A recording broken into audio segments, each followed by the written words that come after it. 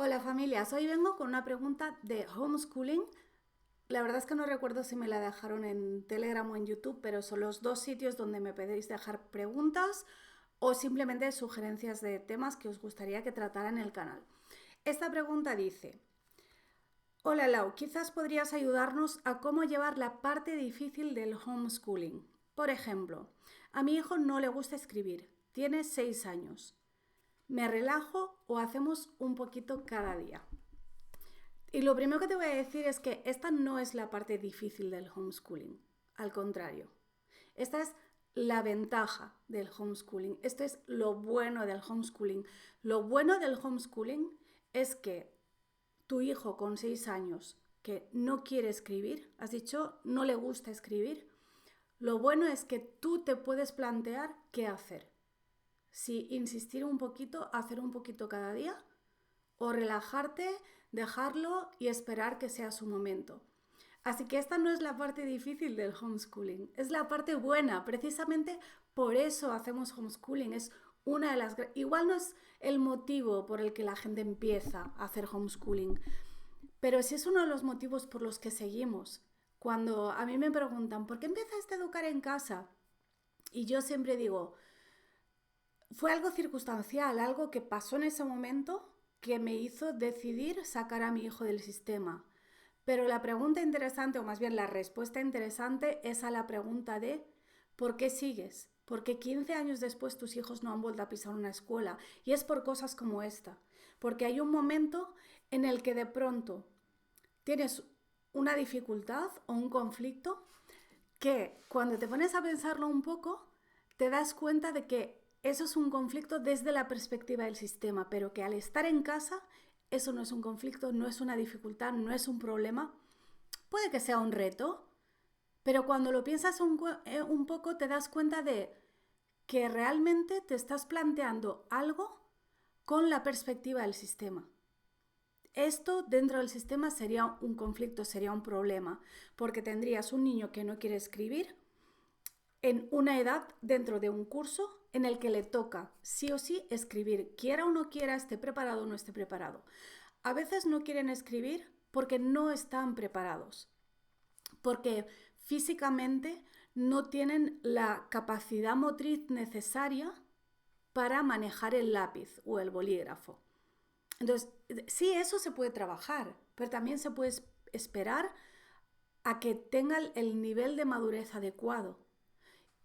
En el caso de que decidas que sí es bueno y es importante practicar, que no te lo recomiendo si el niño no quiere realmente hacerlo, porque entonces ya entrarías en tengo que forzarle a hacer algo que realmente le va a generar un rechazo y puedes crear un problema mayor que el que tienes ahora.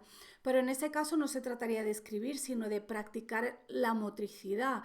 Y esto no es necesariamente con un bolígrafo en la mano, al contrario, es practicar movimientos. Hay diferentes ejercicios y hay juegos también que te ayudan con esa movilidad. Practicar, por ejemplo, el modelaje, ya sea con barro, con plastilina o con masa de galletas, me da igual, practicar el modelaje con las manos. Practicar con juegos de costura, por ejemplo, juegos de ensartar cuentas, todo ese tipo de cosas que ayudan a desarrollar la motricidad fina son el aprendizaje de base que luego van a permitir que el niño pueda agarrar el bolígrafo o el lápiz y hacer el movimiento que tiene que hacer para que salgan las letras. Eso por un lado. Pero por otro lado, hay muchos niños que no quieren escribir simplemente porque no le ven el interés, no le ven la utilidad, no tienen la necesidad de escribir. Y más hoy en día en un mundo en el que, primero, si no vas al colegio, es muy probable que no tengas realmente la necesidad de escribir nada. En tu día a día, lo normal es que no tengas que escribir nada. Pero además, en el caso de que fueses a escribir algo, vivimos en un mundo digital en el que vas a escribir antes con el ordenador o con el iPad que con un papel y un bolígrafo. Y eso también está bien. Mis hijos, por ejemplo, primero escribieron en el ordenador y en el iPad. Así fue, por ejemplo, cuando mi hijo mayor descubrió la diferencia entre mayúsculas y minúsculas. Decía, pero aquí el teclado marca una letra, pero cuando pulso en la pantalla sale otra letra. Entonces ahí yo le expliqué, no, es la misma letra, una es la mayúscula, otra es la minúscula, y eso le pareció lo más divertido del mundo y se pasó horas y días probando con el teclado a ver qué sale cuando le doy aquí, cuando le doy allá, a ver cómo lo junto y así fue aprendiendo. También así fue aprendiendo ortografía, por ejemplo, para ver, tenía mucho interés en escribir bien y además en el procesador de textos te indica cuando algo está mal escrito, entonces tú tienes que detectar el error o pedirle al procesador que te diga cuál es el error, de modo que para cuando ya estuvo preparado para escribir a mano, realmente ya se sabía la ortografía, la gramática, conocía bien las letras y solo tenía que aprender físicamente a hacer el trazo. Entonces, hay que ver primero por qué no tiene interés y por qué a ti te preocupa que no tenga interés, porque sinceramente, con 6 años todavía es pronto. O sea, no digo que sea demasiado pronto para escribir, hay niños que escriben mucho antes y está bien, pero no es tarde. No es una edad en la que te tenga que preocupar que el niño no escribe, que no sabe o que no tiene interés.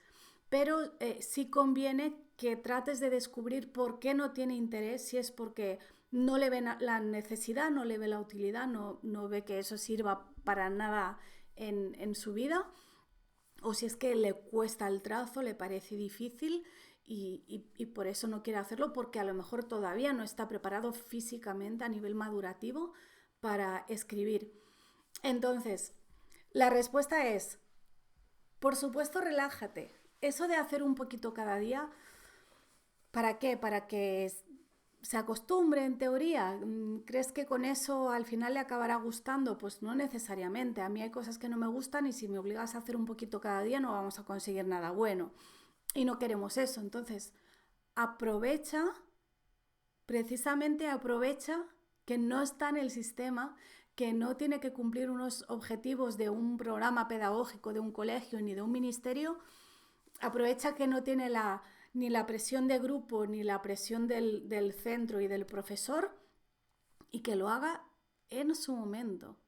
Porque esa es la gran ventaja de la educación en casa, que un niño puede aprender a leer a los 3 años o a los 8 y está bien.